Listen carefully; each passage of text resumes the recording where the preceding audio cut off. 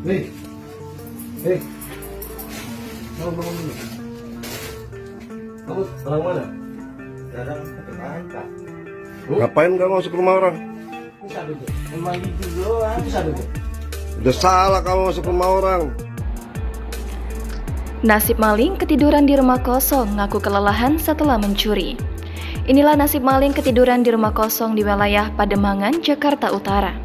Aksi maling itu diketahui oleh korban atau pemilik rumah dan langsung berinisiatif memanggil polisi. Dilansir dari Kompas.com, Kepala Unit Reserse dan Kriminal Polsek Pademangan AKP Gede Gustiana Wijaya Kusuma mengatakan, pelaku tersebut bernama Agus Anwar. Dia kelelahan sehabis mencuri, sehingga rasa kantuknya tak tertahankan. Dia tidur di rumah korban, mungkin dia kelelahan karena nyuri bolak-balik rumah kosong tersebut, kata dia saat dikonfirmasi pada Minggu 29 Oktober.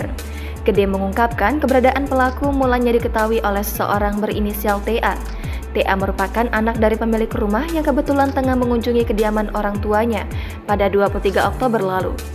Jadi saat korban ke rumah orang tuanya sekitar pukul 8.30 waktu Indonesia Barat, ada orang tak dikenal yang tidur di atas kasur. Akhirnya dia minta bantuan ketua RT untuk menghubungi kami, ungkap dia. Usai semua pihak berkumpul di depan rumah korban, Agus yang asyik tertidur dibangunkan dan ditangkap.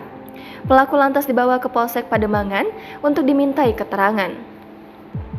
Untuk selanjutnya akan terus kami dalami, sebab ada dugaan pelaku lebih dari satu orang, imbuh dia. Sebagai informasi, aksi Agus sempat viral di sosial media, salah satunya dibagikan oleh akun Instagram @cakut.info. Dalam video itu, Agus tampak kaget ketika sejumlah petugas membangunkannya dari atas kasur. Ia bahkan sempat berkelit ketika ditanyai petugas. Agus berdalih tengah menumpang untuk tidur di rumah tersebut. Pelaku yang tak bisa mengelak lagi akhirnya hanya bisa tersenyum lebar.